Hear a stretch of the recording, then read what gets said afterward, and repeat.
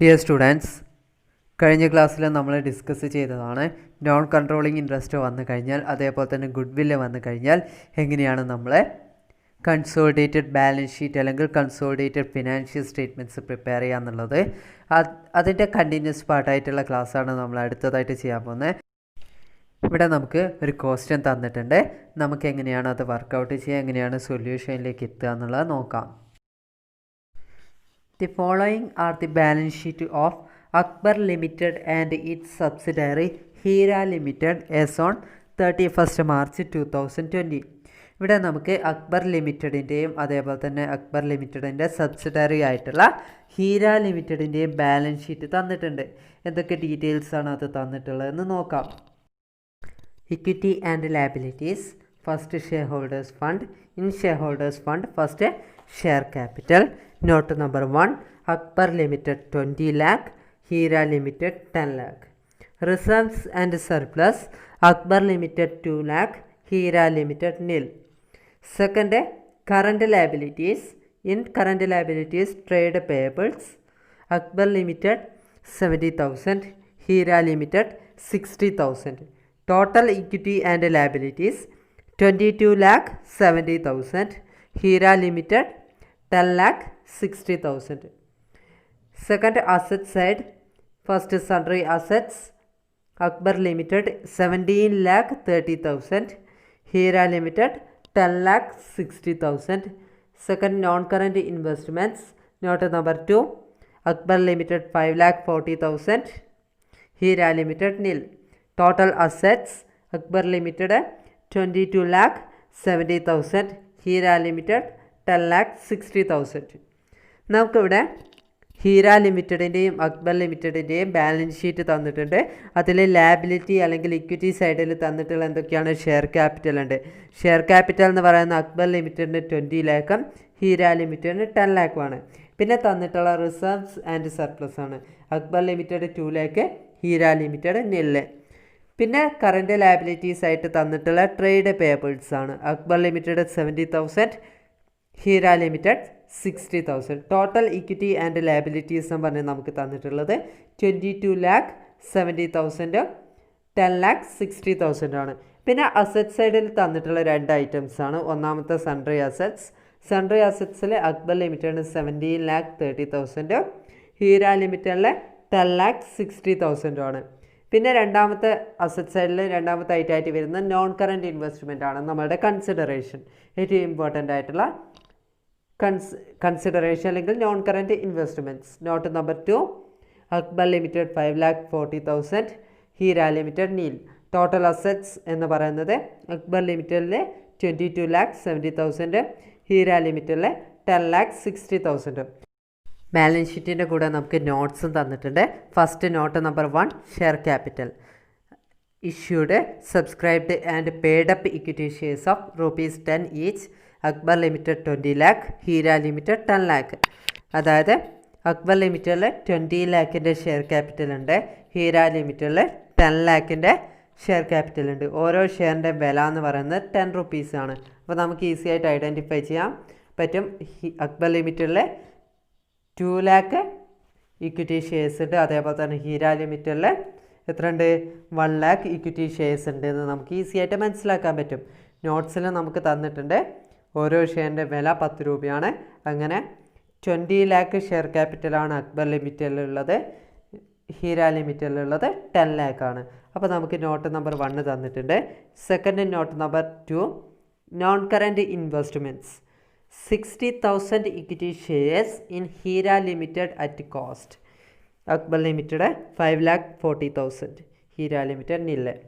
അപ്പോൾ സെക്കൻഡായിട്ട് നമുക്ക് തന്നിട്ടുള്ള നോട്ട് എന്ന് പറയുന്നത് നോൺ കറൻറ്റ് ഇൻവെസ്റ്റ്മെൻറ്റ്സ് ആണ്. ആ നോൺ കറൻറ്റ് ഇൻവെസ്റ്റ്മെൻറ്റിലെ നോട്ട്സിൽ നമുക്ക് വായിച്ചാൽ മനസ്സിലാവുന്നതാണ്. ഹീര ലിമിറ്റഡ് എന്ന കമ്പനിയിൽ നിന്നും അക്ബർ ലിമിറ്റഡ് എന്ന കമ്പനി 60,000 ഇക്വിറ്റി ഷെയർസ് വാങ്ങിയിട്ടുണ്ട്. അതിൻ്റെ മീനിങ് എന്ന് പറയുന്നത് അക്ബർ ലിമിറ്റഡ് എന്ന കമ്പനി ഹീര ലിമിറ്റഡ് എന്ന കമ്പനി, അതായത് സബ്സിഡറി കമ്പനിയിൽ നിന്ന് 60,000 ഇക്വിറ്റി ഷെയർസ് വാങ്ങിയിട്ടുണ്ട്. അപ്പോൾ 60,000 ഇക്വിറ്റി ഷെയർസ് വാങ്ങിയപ്പോൾ അക്ബർ ലിമിറ്റഡ് ഹീര ലിമിറ്റഡിലേക്ക് ഇൻവെസ്റ്റ് ചെയ്തിട്ടുള്ള എമൗണ്ട്, കൺസിഡറേഷനായിട്ട് കൊടുത്തിട്ടുള്ള എമൗണ്ടാണ് എത്ര? 5,40,000. ഓക്കെ, നോൺ കറൻറ്റ് ഇൻവെസ്റ്റ്മെൻറ്റിൻ്റെ നോട്ട്സ് നമുക്ക് നോക്കിയാൽ മനസ്സിലാവും. 60,000 ഇക്വിറ്റി ഷെയർസാണ് അക്ബർ ലിമിറ്റഡ് ഹീര ലിമിറ്റഡിൽ നിന്ന് വാങ്ങിയിട്ടുള്ളത്, അക്വയർ ചെയ്തിട്ടുള്ളത്. 60,000 ഇക്വിറ്റി ഷെയർസ് അക്വയർ ചെയ്തപ്പോൾ അക്ബർ ലിമിറ്റഡ് ഹീര ലിമിറ്റഡിലേക്ക് ഇൻവെസ്റ്റ് ചെയ്തിട്ടുള്ള എമൗണ്ട്, കൊടുത്തിട്ടുള്ള അല്ലെങ്കിൽ കൺസിഡറേഷനായിട്ട് കൊടുത്തിട്ടുള്ള എമൗണ്ടാണ് 5,40,000 എന്ന് പറയുന്നത്. അപ്പോൾ നമുക്ക് ബാലൻസ് ഷീറ്റിൻ്റെ കൂടെ ഷെയർ ക്യാപിറ്റലും നോൺ കറൻറ്റ് ഇൻവെസ്റ്റ്മെൻറ്റിൻ്റെയും നോട്ട്സ് തന്നിട്ടുണ്ട്. പിന്നെ എന്താ പറഞ്ഞിട്ടുള്ളത്? Prepare consolidated financial statements as on 31st March 2020. നമ്മളോട് ഇവിടെ എന്താ കാണാൻ പറഞ്ഞിട്ടുള്ളത്? കൺസോളിഡേറ്റഡ് ബാലൻസ് ഷീറ്റ് അല്ലെങ്കിൽ കൺസോളിഡേറ്റഡ് ഫിനാൻഷ്യൽ സ്റ്റേറ്റ്മെൻറ്റ്സ് ആണ് നമ്മളോട് പ്രിപ്പയർ ചെയ്യാൻ പറഞ്ഞിട്ടുള്ളത്. എങ്ങനെയാണ് ചെയ്യാമെന്ന് നമുക്ക് നോക്കാം. നമുക്കറിയാം, സൊല്യൂഷനിലേക്ക് പോകുന്നതിന് മുന്നേ, അതായത് പ്രോബ്ലംസ് വർക്കൗട്ട് ചെയ്യുന്നതിന് മുന്നേ നമ്മൾ ആദ്യമായിട്ട് ഐഡൻറ്റിഫൈ ചെയ്യേണ്ട, കൺസിഡർ ചെയ്യേണ്ട ഒരു കാര്യമാണ്, ഈസി ആയിട്ട് ഐഡൻറ്റിഫൈ ചെയ്യാൻ പറ്റുന്ന കാര്യമാണ് എന്ത്? ആരാണ് ഇവിടുത്തെ അക്വയറർ, ആരാണ് ഇവിടുത്തെ അക്വയറി എന്നുള്ളത്. ആരാണ് ഇവിടുത്തെ acquirer?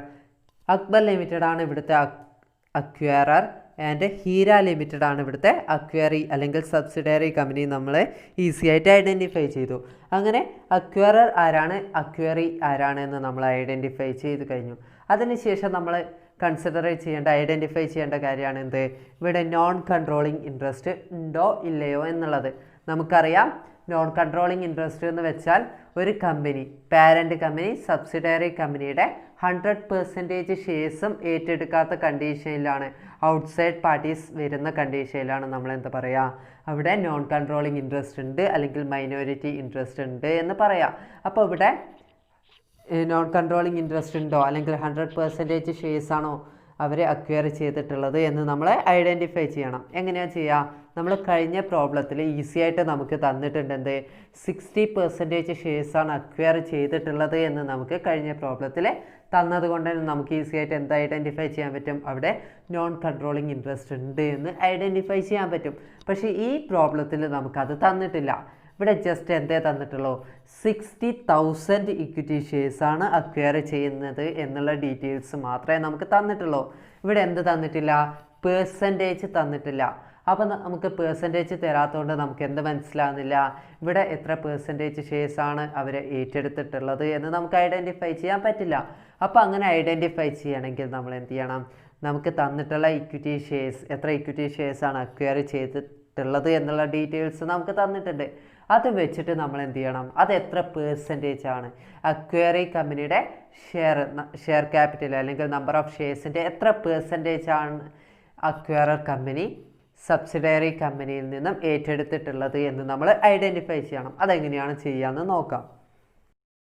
Percentage of shares acquired കാണണമെങ്കിൽ, അതായത് എത്ര പേഴ്സൻറ്റേജ് ഓഫ് ഷെയർസാണ് അക്വയറർ കമ്പനി അക്വയറി കമ്പനിയിൽ നിന്നും ഏറ്റെടുത്തിട്ടുള്ളത് എന്ന് നമ്മൾ ആദ്യം ഐഡൻറ്റിഫൈ ചെയ്യണമെങ്കിൽ നമ്മൾ ആദ്യം എന്ത് മനസ്സിലാക്കണം? എത്ര 100% ഷെയർസ് എത്രയാണ് ഹീര ലിമിറ്റഡ് അല്ലെങ്കിൽ സബ്സിഡറി കമ്പനിയുടെ ടോട്ടൽ ഷെയർസ് എത്രയാണെന്ന് നമ്മൾ ആദ്യം ഐഡൻറ്റിഫൈ ചെയ്യണം. 100% ഷെയർസ് എത്രയാണ് ഹീര ലിമിറ്റഡിലെ മൊത്തം എത്ര ഷെയർസ് ഉണ്ട് എന്ന് നമ്മൾ ഐഡൻറ്റിഫൈ ചെയ്യണം. മൊത്തം എത്ര ഷെയർസ് ഉണ്ട് ഹീര ലിമിറ്റഡിൽ? നമുക്ക് അത് കാണാനായിട്ട് എന്ത് തന്നിട്ടുണ്ട്? ഹീര ലിമിറ്റഡിൻ്റെ ടോട്ടൽ ഷെയർ ക്യാപിറ്റൽ തന്നിട്ടുണ്ട്. Share capital of Heera limited എന്ന് പറഞ്ഞിട്ട് എത്രയാണ് നമുക്ക് തന്നിട്ടുള്ളത്? 10 lakh ആണ് അല്ലേ? അപ്പോൾ നമുക്ക് അതിൻ്റെ നോട്ട്സിൽ പറഞ്ഞിട്ടുണ്ട് എന്ത്?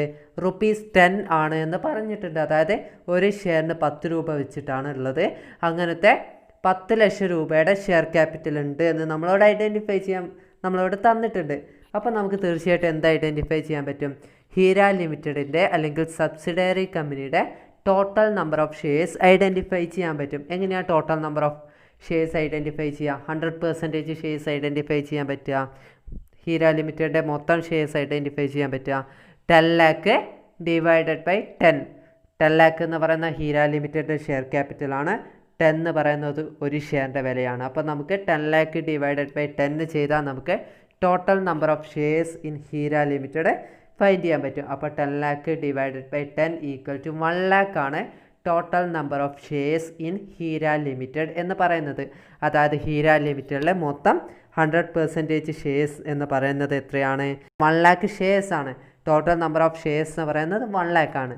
ആ 1 lakhൽ നിന്നും എത്ര പേഴ്സൻറ്റേജ് ഷെയർസാണ് അക്ബർ ലിമിറ്റഡ് അക്വയർ ചെയ്തിട്ടുള്ളത്. അതായത് ഈ 1 lakh ഷെയർസിൽ നിന്നും 60,000 ഷെയർസ് എന്ന് പറയുന്നത് എത്ര ശതമാനമാണ് എന്ന് നമ്മൾ കണ്ടുപിടിക്കണം.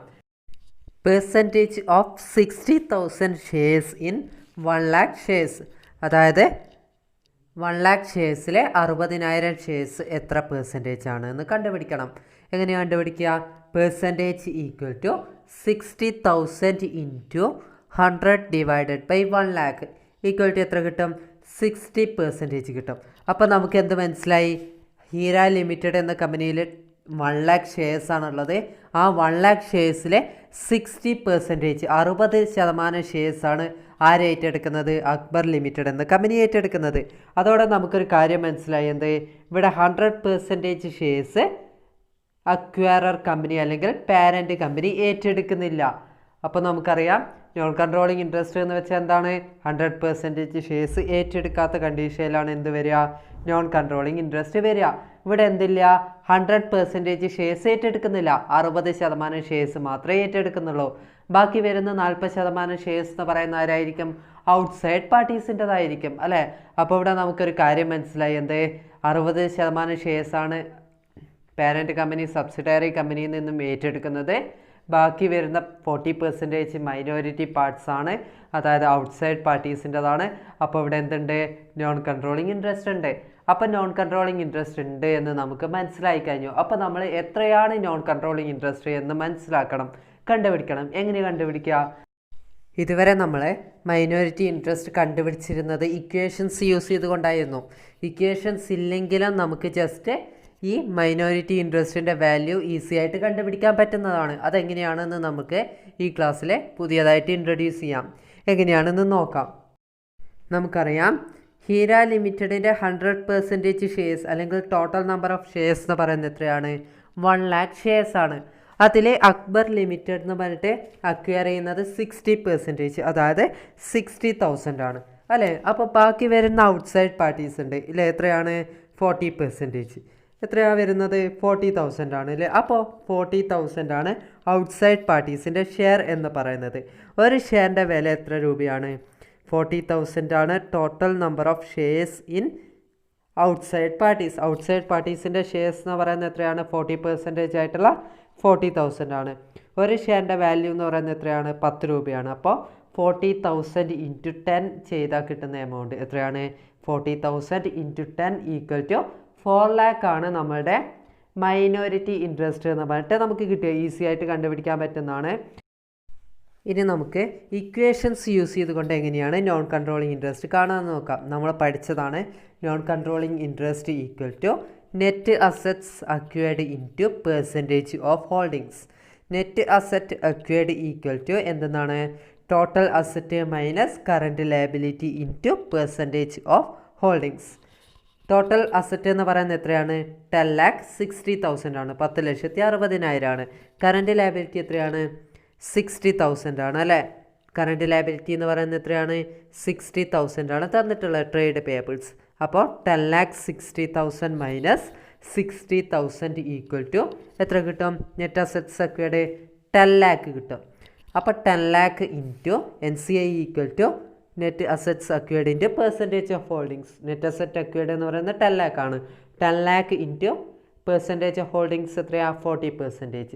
അപ്പോൾ 10 lakh ഇൻറ്റു 40/100 ഈക്വൽ ടു എത്ര കിട്ടും? 4 lakh കിട്ടും. നമുക്ക് നേരത്തെ ഇക്വേഷൻസ് ഇല്ലാതെ നമ്മൾ ജസ്റ്റ് ചെയ്തപ്പോൾ കിട്ടിയിട്ടുള്ള 4 lakh ആണ്. ഇപ്പോൾ നമ്മൾ ഇക്വേഷൻസ് യൂസ് ചെയ്തപ്പോൾ നമുക്ക് കിട്ടിയിട്ടുള്ള എത്രയാണ്? 4 lakh ആണ്. നമുക്ക് ഇക്വേഷൻസ് യൂസ് ചെയ്തിട്ട് കിട്ടിയിട്ടുള്ള എമൗണ്ട് കറക്റ്റ് ആണോ എന്ന് ജസ്റ്റ് ഐഡൻറ്റിഫൈ ചെയ്യണമെങ്കിൽ നമുക്ക് എന്ത് ചെയ്യാം? ആ ഇക്വേഷൻസ് ഇല്ലാതെ നമ്മൾ ആദ്യം പറഞ്ഞിട്ടുള്ള മെത്തേഡ് യൂസ് ചെയ്താൽ നമുക്ക് ഐഡൻറ്റിഫൈ ചെയ്യാൻ പറ്റും. ഇവിടെ നമ്മൾ നോൺ കൺട്രോളിങ് ഇൻട്രസ്റ്റ് കണ്ടുപിടിച്ച് കഴിഞ്ഞു. ഇനി അടുത്തതായിട്ട് നമ്മൾ നോക്കേണ്ട ഐഡൻറ്റിഫൈ ചെയ്യേണ്ട കാര്യം എന്താണ്? ഗുഡ് വിൽ ഉണ്ടോ അല്ലെങ്കിൽ ക്യാപിറ്റൽ റിസർവ് ഉണ്ടോ എന്ന് നമ്മൾ ഐഡൻറ്റിഫൈ ചെയ്യണം. എങ്ങനെയാണ് ഗുഡ് വിൽ ഉണ്ടോ അല്ലെങ്കിൽ ക്യാപിറ്റൽ റിസർവ് ഉണ്ടോ എന്ന് നോക്കുക? നമ്മൾ ആദ്യം പറഞ്ഞിട്ടുള്ളതാണ്, ഇതുവരെ ചെയ്തതാണ്, നമുക്കറിയാം. എങ്ങനെയാണ് ഗുഡ് വിൽ ഉണ്ടോ എന്ന് ഐഡൻറ്റിഫൈ ചെയ്യുക? നമ്മൾ ആദ്യം എന്ത് ചെയ്യണം? അക്വയറി കമ്പനിയുടെ, അതായത് സബ്സിഡറി കമ്പനിയുടെ ഷെയർ ക്യാപിറ്റൽ എത്രയാണെന്ന് നോക്കണം. അക്വയറി കമ്പനിയുടെ അല്ലെങ്കിൽ സബ്സിഡറി കമ്പനിയുടെ ഷെയർ ക്യാപിറ്റൽ എത്രയാണ്? 10 lakh റുപ്പീസാണ് ഹീര ലിമിറ്റഡിൻ്റെ ഷെയർ ക്യാപിറ്റലായിട്ട് തന്നിട്ടുള്ളത്. 10 lakh റുപ്പീസ്. അതിൽ എത്ര ശതമാനം ഷെയർസാണ് നമ്മൾ അക്വയർ ചെയ്യുന്നത്? 60% ഷെയർസാണ് നമ്മൾ അക്വയർ ചെയ്യുന്നത്. അതായത് 60,000 ഷെയർസാണ് നമ്മൾ അക്വയർ ചെയ്യുന്നത്. അപ്പോൾ 60,000 ഷെയർസ് നമ്മൾ അക്വയർ ചെയ്യുമ്പോൾ ഒരു ഷെയറിന് 10 രൂപ വെച്ചിട്ട് നമ്മൾ എത്ര രൂപ കൊടുക്കണമായിരുന്നു? 60,000 × 10 = 6 ലക്ഷം രൂപ നമ്മൾ കൊടുക്കണമായിരുന്നു. 10 ലക്ഷം രൂപയുള്ള ഷെയർ ക്യാപിറ്റലുള്ള കമ്പനിയിൽ നമ്മൾ 60,000 ഷെയർ വാങ്ങിയപ്പോൾ ഏറ്റെടുത്തപ്പോൾ ഒരു ഷെയറിന് 10 രൂപ വെച്ചിട്ട് നമ്മൾ 6 ലക്ഷം രൂപ കൊടുക്കണമായിരുന്നു. അപ്പോൾ നമ്മൾ 60,000 ഷെയർസ് ഏറ്റെടുത്തപ്പോൾ 6 ലക്ഷം രൂപ കൊടുക്കണം. പക്ഷേ നമ്മൾ എത്ര രൂപയാണ് കൊടുത്തിട്ടുള്ളത് എന്നാണ് നമ്മൾ കറൻറ്റ് ഇൻവെസ്റ്റ്മെൻറ്റിൻ്റെ നോട്ടിൽ പറഞ്ഞിട്ടുള്ളത്. 60,000 ഷെയർസ് ഏറ്റെടുത്തപ്പോൾ നമ്മൾ കൊടുത്തിട്ടുള്ള എമൗണ്ട് എത്രയാണ്? 5,40,000 രൂപയാണ്. അതായത് 60,000 ഷെയർസ് ഏറ്റെടുത്തപ്പോൾ നമ്മൾ 6 ലക്ഷം രൂപ കൊടുക്കണമായിരുന്നു. പകരം എത്രയേ കൊടുത്തിട്ടുള്ളൂ? 5,40,000 രൂപയെ കൊടുത്തിട്ടുള്ളൂ. അപ്പോൾ നമുക്കിവിടെ എന്ത് മനസ്സിലായി? ഇവിടെ ക്യാപിറ്റൽ റിസർവ് ഉണ്ട് എന്ന് നമുക്ക് മനസ്സിലായി. എക്സസ് എമൗണ്ട് ആയിരുന്നുവെങ്കിൽ 6 ലക്ഷം രൂപ കൊടുക്കേണ്ട സ്ഥാനത്ത് 6 ലക്ഷം രൂപയാണ് കൊടുത്തിട്ടുള്ളതെങ്കിൽ അവിടെ ഗുഡ് വില്ലില്ല, ക്യാപിറ്റൽ റിസർവ് ഇല്ല. 6 ലക്ഷം രൂപ കൊടുക്കേണ്ട സ്ഥാനത്ത് 6,20,000 എക്സസ് ആയിട്ടുള്ള എമൗണ്ട് കൊടുത്തിരുന്നുവെങ്കിൽ അവിടെ എന്തുണ്ട്? ഗുഡ് വില്ലുണ്ട്. പക്ഷേ ഇവിടുത്തെ പോസിബിലിറ്റി എന്താണ്? ഇവിടെ സംഭവിച്ചിട്ടുള്ള എന്താണ്? 6 ലക്ഷം രൂപ കൊടുക്കേണ്ട സ്ഥാനത്ത് എത്രയേ കൊടുത്തിട്ടുള്ളൂ? 5,40,000 രൂപയെ കൊടുത്തിട്ടുള്ളൂ. അവിടെ എമൗണ്ട് കുറവാണ്. ആ എമൗണ്ട് കുറയുന്ന സാഹചര്യത്തിനെയാണ് നമ്മൾ എന്ത് പറയുക? ക്യാപിറ്റൽ റിസർവ് അല്ലെങ്കിൽ ഗെയിൻ ഫ്രം ബാർഗെയിൻ പർച്ചേസ് എന്ന് പഠിച്ചിട്ടുള്ളത്. അപ്പോൾ നമുക്ക് എന്ത് മനസ്സിലായി? ഇവിടെ ക്യാപിറ്റൽ റിസർവ് ഉണ്ട് എന്ന് മനസ്സിലായി. അപ്പോൾ എത്രയാണ് ക്യാപിറ്റൽ റിസർവ് എന്ന് നമ്മൾ ഇക്വേഷൻസ് യൂസ് ചെയ്തുകൊണ്ട് കണ്ടുപിടിക്കണം. നമുക്കറിയാം ഗുഡ് വില്ല് കാണാനുള്ള ഇക്വേഷനാണ് എന്ത്? 2 ഇക്വേഷൻസാണ് നമ്മൾ പഠിച്ചിട്ടുള്ളത്. ഒന്നാമത്തെ 100% ഷെയർസ് ആവുമ്പോൾ, അല്ലെങ്കിൽ രണ്ടാമത്തെ 100% ഷെയർസ് ഇല്ലാത്ത കണ്ടീഷൻ. ഇവിടെ ഏത് കണ്ടീഷനാണ് വരിക? 100% ഷെയർസ് ആണോ? ഇവിടെ നോൺ കൺട്രോളിങ് ഇൻട്രസ്റ്റ് വരുന്ന സാഹചര്യം, അതായത് 100% ഷെയർസ് അല്ലാത്ത സാഹചര്യം. അപ്പോൾ ഇക്വേഷൻ എങ്ങനെയാണ് വരിക? Goodwill equal to consideration paid plus non controlling interest minus net assets acquired. എങ്ങനെയാണ് ചെയ്യാമെന്ന് നോക്കാം. Goodwill equal to consideration എത്രയാണ്? 5,40,000 ആണ്. Non controlling interest 4 lakh, net assets acquired 10 lakh. 5,40,000 plus 4 lakh minus 10 lakh equal to 9,40,000 minus 10 lakh equal to -60,000 ആണ് കിട്ടുക. -60,000 എന്ന് പറഞ്ഞാൽ negative value ആണെങ്കിൽ നമ്മൾ പഠിച്ചിട്ടുണ്ട്, അത് ക്യാപിറ്റൽ റിസർവ് ആയിരിക്കും. അപ്പോൾ നമ്മളിവിടെ ക്യാപിറ്റൽ റിസർവ് -60,000 കിട്ടി.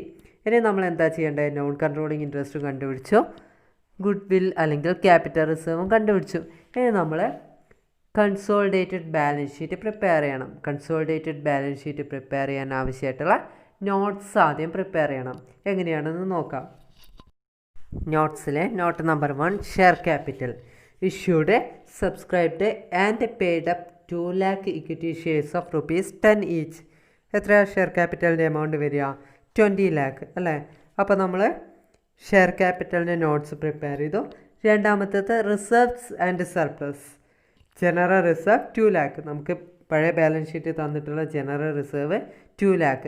അതിൻ്റെ കൂടെ നമ്മൾ കണ്ടുവച്ചിട്ടുള്ള ക്യാപിറ്റൽ റിസർവ് നമ്മൾ ഗുഡ് വില്ല് കണ്ടുവച്ചു. അപ്പോൾ നമുക്ക് കിട്ടിയിട്ടുള്ള എമൗണ്ടാണ് ക്യാപിറ്റൽ റിസർവ് ആയിട്ടാണ് നമുക്ക് 60,000 കിട്ടിയിട്ടുള്ളത്. ആ എമൗണ്ട് നമ്മൾ എവിടെ ആഡ് ചെയ്യണം? ജനറൽ റിസർവിൻ്റെ കൂടെ ക്യാപിറ്റൽ റിസർവ് എന്ന് പറഞ്ഞിട്ട് 60,000 ആഡ് ചെയ്യണം. 2 lakh പ്ലസ് 60,000 ഈക്വൽ ടു 2,60,000 ആണ് റിസർവ്സ് ആൻഡ് സർപ്ലസ് എന്ന് പറഞ്ഞിട്ട് നോട്ട്സ് പ്രിപ്പയർ ചെയ്യുമ്പോൾ നമുക്ക് കിട്ടുന്നത്. അപ്പോൾ നമ്മൾ note number 1 share capital prepare ചെയ്തു. Note number 2 reserves and surplus prepare ചെയ്തു. ഇനി ഏത് നോട്ട്സൊക്കെയാണ് പ്രിപ്പയർ ചെയ്യാനുള്ളതെന്ന് നോക്കാം. Note number 3 trade payables.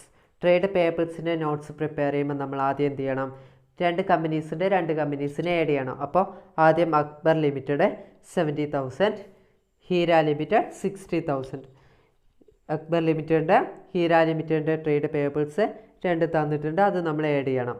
70,000 plus 60,000 equal to 1,30,000 ആണ് നമുക്ക് ട്രേഡ് പേയബിൾസ് ആയിട്ട് കിട്ടുന്നത്. ആ എമൗണ്ട് നമ്മൾ പുതിയ ബാലൻസ് ഷീറ്റിലേക്ക് ട്രേഡ് പേയബിൾസ് എന്ന് പറഞ്ഞിട്ട് റെക്കോർഡ് ചെയ്യണം. ഇനി അടുത്തതാണ് 4th നോട്ട്സാണ് ഏത്? Sundry assets. Sundry assets trade payables record ചെയ്തതുപോലെ തന്നെയാണ്.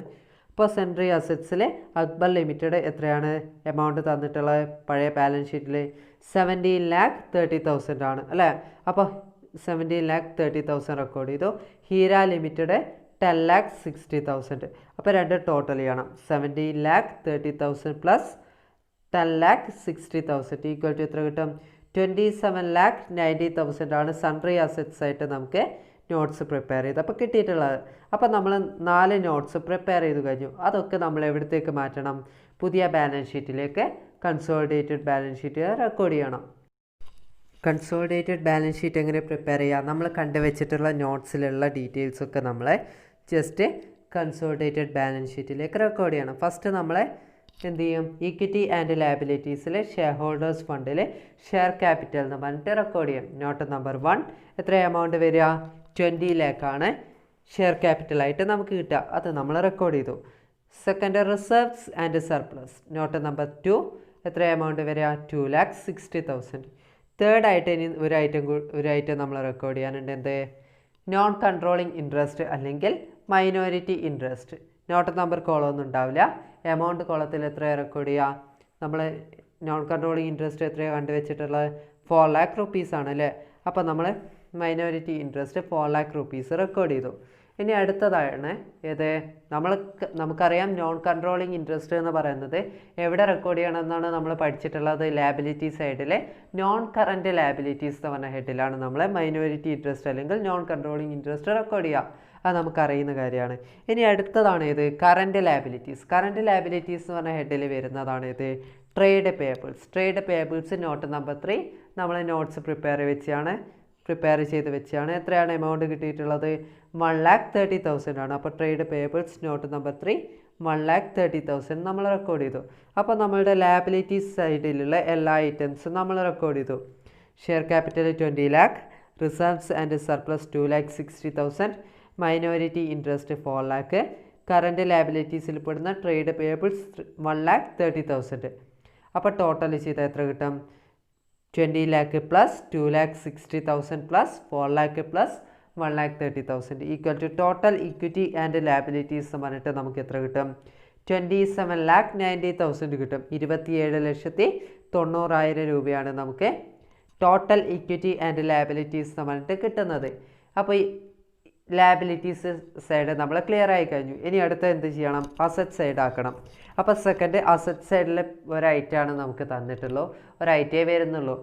Sundry assets. സൺട്രി അസറ്റ്സിൻ്റെ നോട്ട് നമ്പർ 4 പ്രിപ്പയർ ചെയ്തപ്പോൾ നമുക്ക് എന്ത് കിട്ടിയിട്ടുണ്ട്? സൺട്രി അസറ്റ്സിൻ്റെ എമൗണ്ട് കിട്ടിയിട്ടുണ്ട്. എത്രയാണ് സൺട്രി അസറ്റ്സിൻ്റെ എമൗണ്ട് കിട്ടിയിട്ടുള്ളത്?